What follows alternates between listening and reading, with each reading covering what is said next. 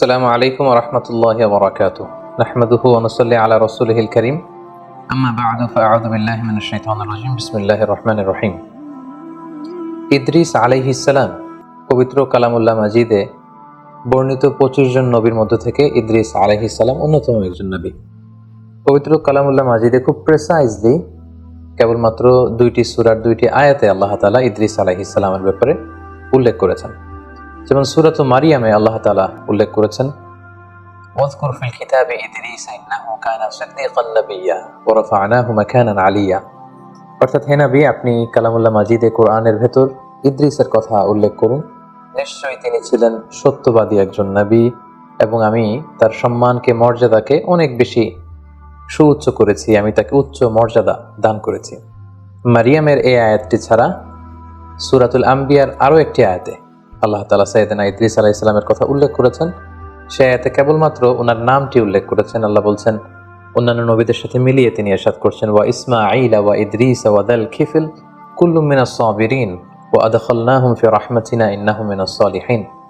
অর্থাৎ ইসমাঈল, ইদ্রিস এবং যুল কিফল তারা প্রত্যেকেই ছিলেন ধৈর্যশীলদের অন্তর্ভুক্ত। তাদের প্রত্যেককে আমি আমার বিশেষ রহমত দিয়ে বেষ্টন করেছি এবং তারা ছিলেন সৎকর্ম পরায়ণশীলদের অন্তর্ভুক্ত ব্যক্তি।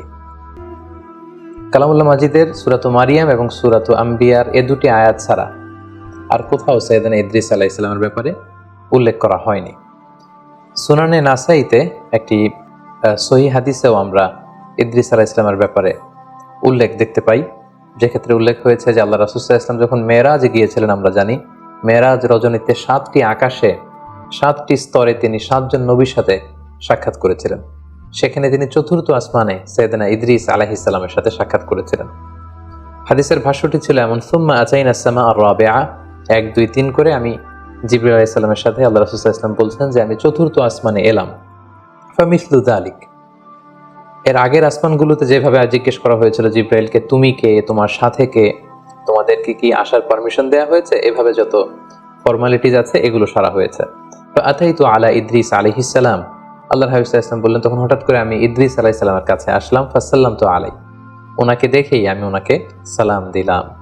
ফাকালা মারহাবান বিকা মিন আখিন ওয়া নাবিক, আমাকে দেখে সাইয়েদনা ইদ্রিস আলাইহিস সালাম বললেন, স্বাগতম হে আমার ভাই, হে প্রিয় নবী। স্বাগতম হে ভাই এবং হে নবী বলে তিনি আমাকে ওয়েলকাম বা সুস্বাগতম জানিয়েছেন। তাহলে কোরআনের 2টি আয়াত এবং সুনানে নাসাইর এই সহি বর্ণনাটি ছাড়া বেসিক্যালি ইদ্রিস আলাইহিস সালামের ব্যাপারে সহি বর্ণনা তেমন একটা পাওয়া যায় না। বেশিরভাগ বর্ণনাগুলোই হচ্ছে দঈফ বা দুর্বল চেইনের কিংবা ইসরায়েলি বর্ণনা, যেটাকে আমরা জিউস বা খ্রিস্টান ট্রেডিশন বলে আখ্যায়িত করে থাকি। আল বিদায়া ওয়ান নিহায়ার গ্রন্থকার ইবনু কাসির আলাইহি রহমা, উনি বিদায় নিহায়াতে উল্লেখ করেছেন যে কানা আউয়ালু বানি আদম উতিয়া নবুওয়াতা বাদা আদম ওয়া শীস, অর্থাৎ আদম আলাইহিস সালাম এবং ওনার সন্তান শীস আলাইহিস সালামের পরে সর্বপ্রথম যে ব্যক্তিকে নবুয়ত দেয়া হয় তিনি হচ্ছেন ইদ্রিস আলাইহিস সালাম। এবং নূহ আলাইহিস সালাম, উনি কি ইদ্রিস আলাইহিস সালামের আগে পৃথিবীতে নবী হয়ে এসেছেন নাকি ইদ্রিস আলাইহিস সালাম নূহ আলাইহিস সালামের আগে পৃথিবীতে এসেছেন, এ নিয়ে গবেষকদের মধ্যে মতানৈক্য রয়েছে। কেউ কেউ বলেন যে নূহ আলাইহিস সালাম এসেছেন ইদ্রিস আলাইহিস সালামের পরে, কেউ কেউ বলেছেন নূহ আলাইহিস সালাম এসেছেন ইদ্রিস আলাইহিস সালামের আগে। অনেকে বলে থাকেন যে ইদ্রিস নামটি এসেছে মূলত আদ-দিরাসা থেকে, কারণ আরবিতে দারাসা ইয়াদরুসু মানে হচ্ছে টু স্টাডি, পড়া, অধ্যয়ন করা। ইদ্রিস আলাইহিস সালাম ওনার আগের নবী শীস আলাইহিস সালাম এবং আদম আলাইহিস সালামের উপর যে সহিফাগুলো আল্লাহ তাআলা নাজিল করেছিলেন, এই সহিফাগুলো উনি খুব বেশি স্টাডি করতেন, খুব পড়তেন, খুব অধ্যয়ন করতেন। এজন্য ওনাকে ইদ্রিস নামে নামকরণ করা হয়েছে। সেদিন ইদ্রিস আলাইহিস সালাম ইরাকের বাবেল নগরীতে জন্মগ্রহণ করেন এবং পরবর্তীতে তিনি দাওয়া কাজে মিশরে গমন করেন এবং সেখানেই তিনি তাওহীদের দাওয়াত মানব মণ্ডলীর কাছে তিনি ছড়িয়ে দিয়েছেন। এবং সহিহ ইবনে হিব্বানের এক বর্ণনা অনুযায়ী আমরা জানতে পারি যে আল্লাহ তাআলা সাইয়েদনা ইদ্রিস আলাইহিস সালামের উপর 30টি সহিফা তিনি নাজিল করেছিলেন। সহিহ ইবনে হিব্বানের আরো একটি বর্ণনা থেকে আমরা আরো জানতে পারি, যেটি বিখ্যাত ঐতিহাসিক ইবনে ইসহাক ওনার গ্রন্থে উল্লেখ করেছেন যে ইদ্রিস আলাইহিস সালাম হচ্ছেন আউয়ালু মান খাত্তা বিল কলম, পৃথিবীতে সর্বপ্রথম যিনি কলমের ব্যবহার করেছেন, কলম দিয়ে কালি দিয়ে যিনি সর্বপ্রথম পৃথিবীতে লেখালেখির প্রচলন ঘটিয়েছেন সেটা হচ্ছেন ইদ্রিস আলাইহিস সালাম। পাশাপাশি ওয়াখাতা সিয়াব, সর্বপ্রথম যিনি কাপড় সেলাই করেছেন, সুতা দিয়ে সুই দিয়ে কাপড় সেলাই করা, এই বুনন শিল্পের যে আবিষ্কার বা প্রচলন, এটাও সাইয়েদনা ইদ্রিস আলাইহিস সালামের মাধ্যমেই হয়েছে।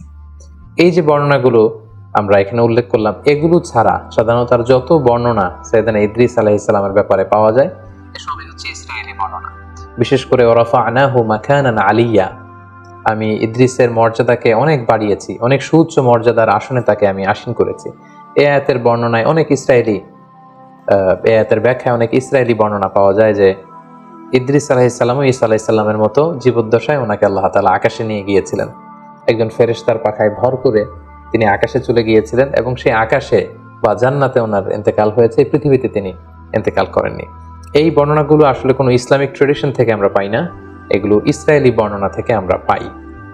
ফলে ইদ্রিস আলাইহিস সালামের এই জীবন কাহিনী যখন আমরা বর্ণনা করব, এক্ষেত্রে ইসরায়েলি বর্ণনার ভূমিকা ইসলামে কতটুকু এবং ইসরায়েলি বর্ণনা এটাকে গ্রহণ করা যাবে কি যাবে না, এ ব্যাপারে ইসলামী শরিয়ার হুকুম কি, এই বিষয়টি আমাদের কাছে স্পষ্ট হতে হবে সম্মানিত সুধী। এ পর্যায়ে আমরা হুকমুল ইসরাইলিয়াত, ইসরায়েলি যে বর্ণনাগুলো আছে, যেগুলো বাইবেলে আছে, ওল্ড টেস্টামেন্টে আছে, বা যেটাকে আমরা তালমুদ বলছি, অর্থাৎ ইহুদি এবং খ্রিস্টানদের যে বর্ণনাগুলো, সেগুলোর ব্যাপারে আমাদের ভূমিকা কি হবে। যেমন কোরআন হচ্ছে আমাদের কিতাব, আর আল্লাহ রাসূল সাল্লাল্লাহু আলাইহি ওয়াসাল্লামের বর্ণিত কথাগুলোকে আমরা হাদিস বলছি। আমাদের আগে ইহুদি খ্রিস্টানদের অনেক নবী পৃথিবীতে এসেছিলেন, তাদের কাছে যে কিতাবগুলো এসেছিল আল্লাহর পাঠানো কিতাব, এবং সে সমস্ত রসুলরা যে সমস্ত কথাগুলো বলেছেন, তাদের নবীর যে হাদিস, এগুলোই বেসিকলি ইসরায়েলি বর্ণনা। ইসরায়েলি বর্ণনার ক্ষেত্রে খুব সোজা সাপটা তিনটি কথা। এক নম্বর কথা হচ্ছে, ইসরায়েলি বর্ণনার ক্ষেত্রে যদি কোরআন এবং সুন্নাহ সেই ব্যাপারটাকে অনুমোদন করে, সেটাকে সাব্যস্ত করে, সেটাকে সাপোর্ট করে, তাহলে সেই সমস্ত ইসরায়েলি বর্ণনা নেওয়া যাবে, সেটাকে গ্রহণ করাতে কোনো সমস্যা নেই, এটা মাকবুল। দুই নম্বর কথা হচ্ছে, ইসরায়েলের যে সমস্ত বর্ণনার বিপরীত বর্ণনা কোরআনে পাওয়া যায়, অথবা কোরআন এবং সুন্নাহ ইসরায়েলি বর্ণনার যে তথ্য, এই তথ্যকে অপোজ করছে, এটাকে অস্বীকার করছে, বরং তার ভিন্নধর্মী বর্ণনা কোরআন এবং সুন্নায় পাওয়া যাচ্ছে, সেক্ষেত্রে ইসরায়েলি বর্ণনাকে রিজেক্ট করতে হবে, এটাকে অ্যাকসেপ্ট করা যাবে না। তাহলে প্রথম হচ্ছে, ইসরায়েলি বর্ণনার যে তথ্যগুলোকে কোরআন সুন্নাহ সাপোর্ট করে সেটা মাকবুল, সেটা গ্রহণযোগ্য, এটা গ্রহণ করা যাবে। দ্বিতীয়ত, ইসরায়েলি বর্ণনার কোনো তথ্যের বিপরীত বর্ণনা যদি কোরআন সুন্নায় পাওয়া যায়, সেক্ষেত্রে কোরআন সুন্নাহকে গ্রহণ করতে হবে, ইসরায়েলি বর্ণনা সেটা হচ্ছে মারদুদ, প্রত্যাখ্যাত, রিজেক্টেড।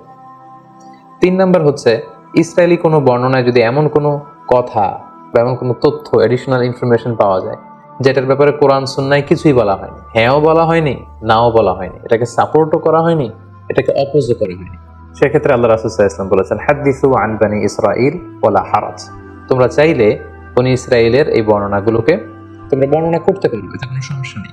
তো সেক্ষেত্রে আমরা তাসদীক এবং তাকযীব কোনোটাই করতে পারবো না।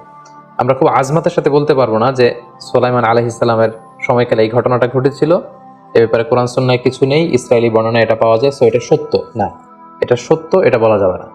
আবার এই বর্ণনাটা মিথ্যা, এটা ডাহা মিথ্যা কথা অনেকে এরকম বলে বেড়ায়, যেটা ইসরায়েলি বর্ণনা, এটা তো মিথ্যা না, এটাকে মিথ্যাও বলা যাবে না।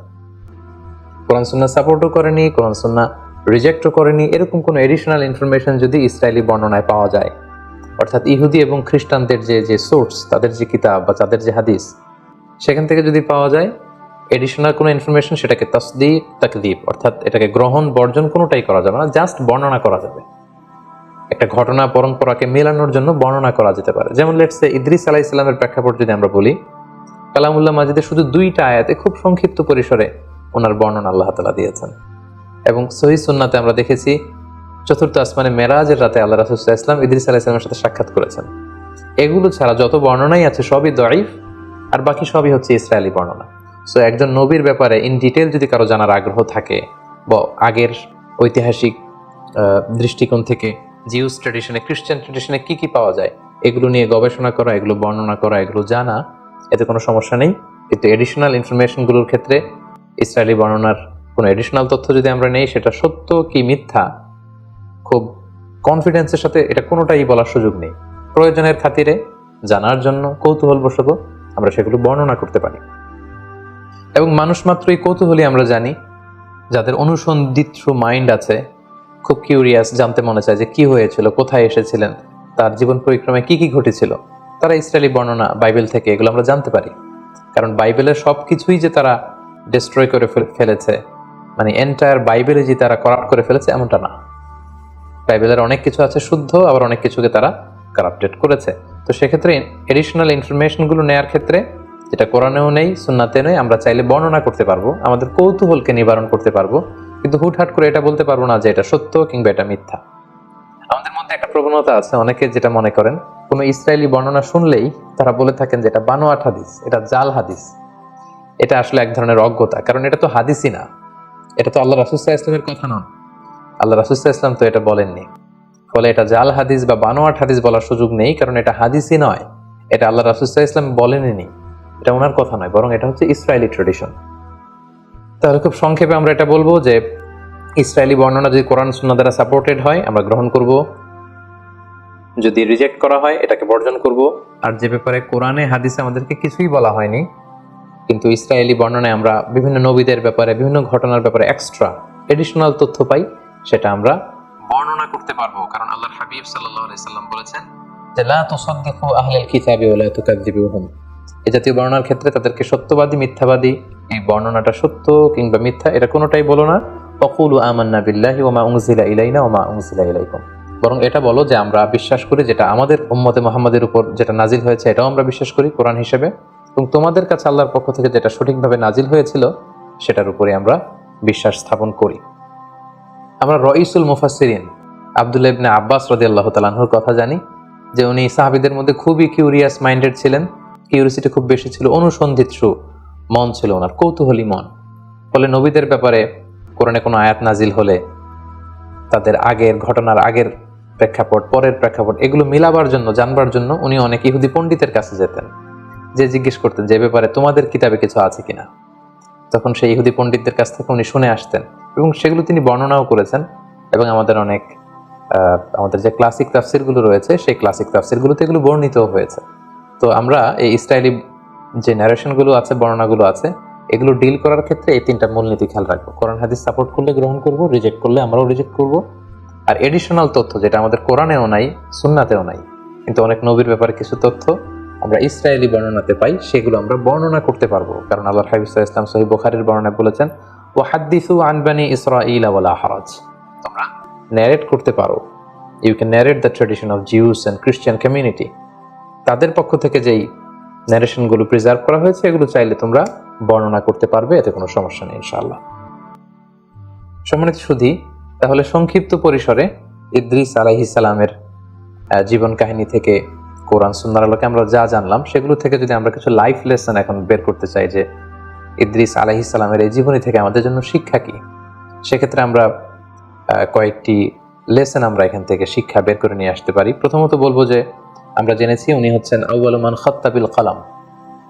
এই যে আমরা কলম দিয়ে লিখি, এই লেখার হস্তলিখন পদ্ধতির আবিষ্কারক হচ্ছেন সাইয়েদনা ইদ্রিস আলাইহিস সালাম, আল্লাহর প্রিয় একজন নবী।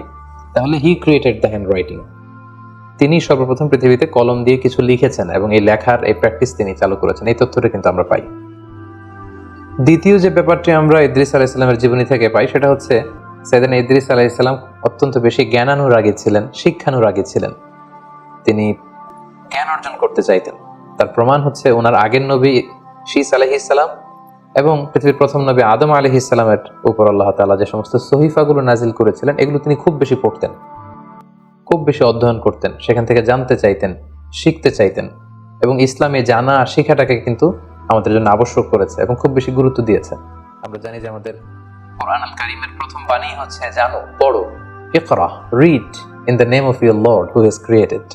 পড়ো তোমার প্রভুর নামে যিনি তোমায় শিক্ষা দিয়েছেন। তাহলে ইসলামও কিন্তু আমাদের সর্বপ্রথম জিকির করতে বলেনি, সালাত আদায় করতে বলেনি, যাকাত দিতে বলেনি, হিজাব করতে বলেনি। ইসলাম সর্বপ্রথম আমাদেরকে যে বিষয় উদ্বুদ্ধ করেছে সেটা হচ্ছে জ্ঞান অর্জনের প্রতি আমাদেরকে উৎসাহিত করেছে, লার্নিং এর প্রতি উৎসাহিত করেছে, স্টাডি করা, রিসার্চ করা, এগুলোর ব্যাপারে উৎসাহিত করেছে। এবং এটার একটা ইন্সপায়ারেশন কিন্তু আমরা সাইয়েদনা ইদ্রিস আলাইহিস সালামের জীবনী থেকে পাই।